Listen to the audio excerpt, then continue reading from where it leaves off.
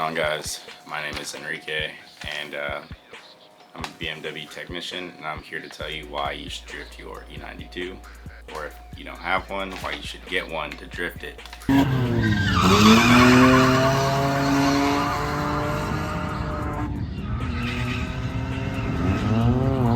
Instead of an E36, E46, E30, my first point is going to be the price. You cannot get an E30, E36, E46, a clean example anyway, especially in manual, for under what, 5-6 grand. I'm here in Texas, and that's about what they're going for a clean-ish example. I picked up my E92 for 1,500 bucks. 6-speed manual, 1,500 bucks. And it's pretty easy to find them for around 3 to 4 grand for a decent example. The days of cheap E36s and 46s are over. They've all been ran through. My next point is going to be power. The E92 328, that's what I drift. It can make anywhere from 230, the N51, which is in my car, to 270 in like the high output 330 or the Z4 with the N52. That is a significant difference from the M52, or not so much from an M54, but the M52 is like 200. A lot of people complain about E90's too heavy, E90's too heavy. No, it's not. Alright, you do the correct suspension mods. You get in some nice suspension, some M3 arms, and the car still feels nimble. It'll still come around just fine. I've drifted both E36, E46, E92. And honestly, I prefer my E92. Is that because I have the most seat time in it?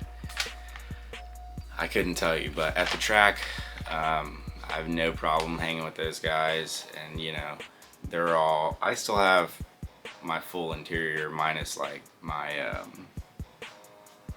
my hydro e-brake. That's my center console is missing, so because I have a hydro. Other than that, I still have the rear seats. The guys that I'm hanging with, you know, they have the whole rear cut out. And I still drive my car. I still have AC, I still have music, still somewhat quiet in the cab.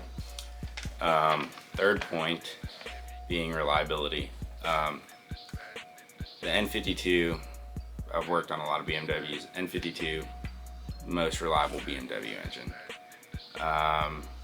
The big three on every BMW, of course, since like the 80s, valve cover, oil pan, oil filter housing, all that's gonna have to get done regardless. And then as far as other issues like the cooling system, you know, these are all just BMW things. Like, it doesn't matter what BMW you get, oil pan, oil filter housing, valve cover, and then, you know, radiator, thermostat, what else?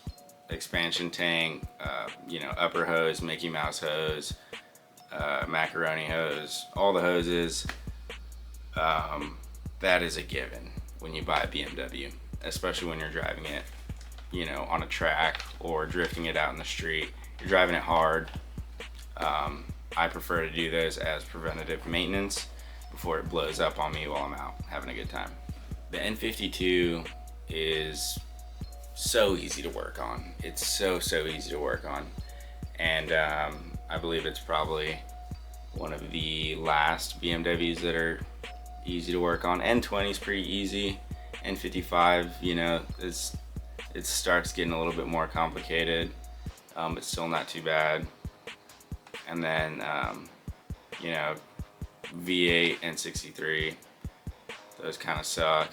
N62, not the best. Anyway, I'm getting off topic. As well as, like, with the N52, you can bolt on an oil cooler from a N54, like the sport oil cooler. and that way you have a BMW original, cooling system still, and it'll just bolt right up. You can go pick it out at a junkyard or go find it on Facebook Marketplace. The E92 is a not a common drift car, or E9X generation, E90, E92, E93, E91, doesn't matter. Nobody really drifts them. I'm not exactly sure why. I think maybe in the past it's been because of price, but in 2025 you can pick them up cheaper in better condition than E36 and 46. It's a sexy car, in my opinion. Better looking than the E46 for sure. E36, I'm a big fan of the body, I won't lie. But at the price point, you're doing some budget drifting. It just doesn't make sense. So the E90 is cheaper, more reliable, quicker, just as easy, if not easier, to work on, and timeless styling. Those are my reasons for drifting an E90. I think you should as well if you're looking for a budget drift car, trying to get into it. Great car to have seat time in, still really comfortable to drive. I used to daily drive mine before I actually bought an E30 to daily drive, but I'm not drifting that, I'm just taking it around town. It makes for a great platform, and I think it's I think we're gonna see a rise in prices within say 5 years, when all those E46 and E36 start to die out. It's a great car. My car has over 230,000 miles on it. It's never left me stranded. I bought it and the valve cover and oil filter housing were leaking. Did that, and then my starter bolt, the starter didn't go out, but the bolts broke. Because they're aluminum one-time use bolts, they broke. Fixed that. So, what's done to my E90? 335 brakes in the front, so a little bit bigger brakes in the front, and that's not really you don't need that for drifting. That's just more of a track thing. Polyurethane diff and rear subframe bushings.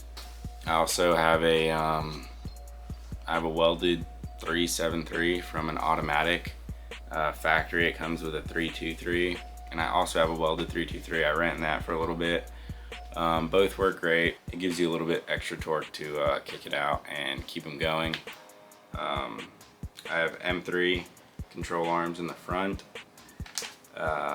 It gives you a little bit more camber, and I have like max speeding rods,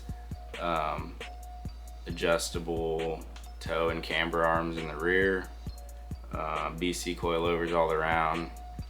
It's slammed to the floor. It's on the lowest setting possible. Let me think.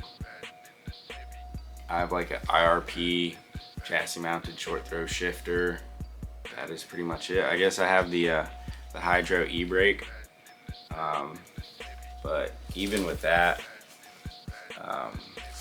first two events I just used the factory cable e-brake and just adjusted it before the events to where it grabbed immediately, locked them up, no issue, still works fine. I've yet to have anything break on that car, like as I'm driving it. I've always drove it wherever I needed to, drove it back, drifted it, raced it, doesn't matter, it's never left me stranded. If you have any questions, feel free to leave it in the comments.